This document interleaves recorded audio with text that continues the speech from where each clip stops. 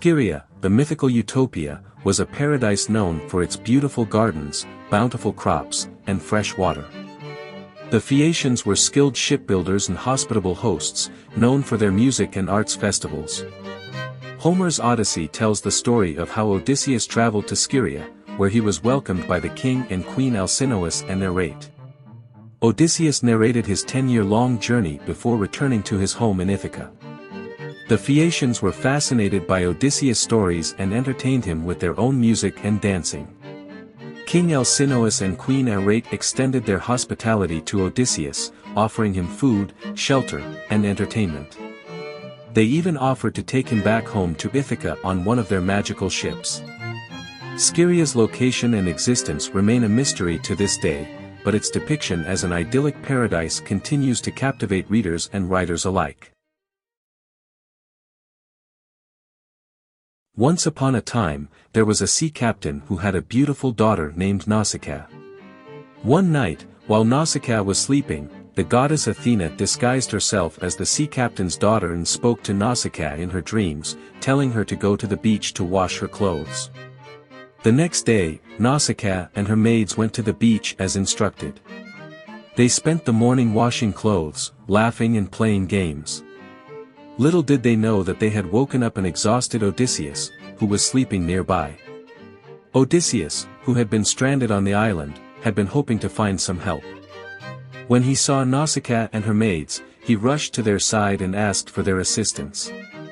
Although the maids were frightened by the stranger, Nausicaa stood her ground, encouraged by Athena's words.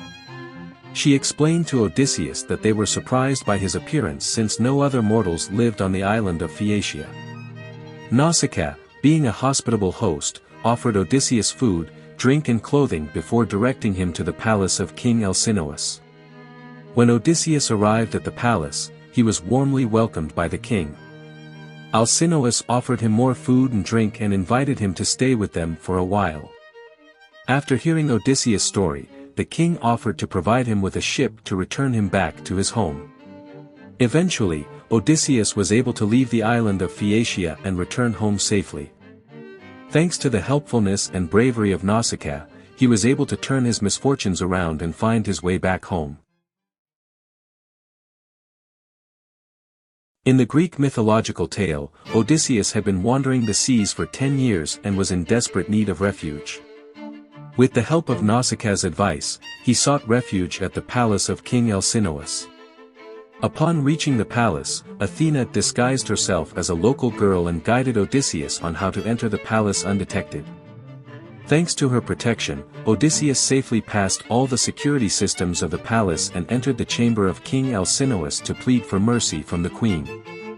The king and his court were gracious enough to offer Odysseus hospitality despite the unusual circumstances. As he walked through the palace, he noticed the enormous statue of 2 dogs at the entrance, crafted by Hephaestus in gold and silver. The walls gleamed like the sun, made of bronze, while the gates were made of golden material. The palace also had a magnificent garden filled with apple, pear, and pomegranate trees that grew all year round. To add more elegance, there was an exquisite lighting system consisting of golden statues of young men bearing torches, equipped within the palace walls.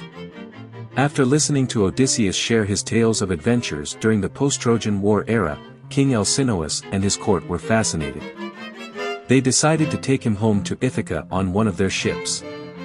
It was an epic journey home, and Odysseus was grateful to King Alcinous and the Phaeacians for their hospitality. Finally, after all his adventures, he was delighted to be back home, reunited with his family. Once upon a time in ancient Greece, there was a land called Phaeacia. The Phaeacians were renowned for their extraordinary ships, which were unlike anything seen before. These ships were navigated by thought, allowing them to travel great distances in no time. The Phaeacians were so skilled in shipbuilding and navigation that it was said their ships could carry Rhadamanthus to Euboea, the furthest place, and return on the same day. One day, a lost and weary Odysseus found himself stranded in Phaeacia after many years of wandering. King Alcinous revealed to Odysseus the type of information required by the Phaeacian ships to transport him to Ithaca.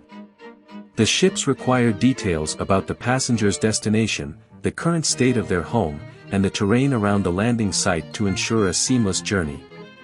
Odysseus was astounded by the Phaeacian ships, which were as swift as a falcon, and the departure of the vessel was as dramatic as it was remarkable. Homer expertly describes the Phaeacian ships and their mastery of shipbuilding and navigation. With their incredible ships and ability to navigate by thought, the Phaeacians were truly ahead of their time. Do you want to explore more Greek mythology stories? Who do you want to see featured next? Subscribe and leave a comment below to let me know. I'll see you in the next video.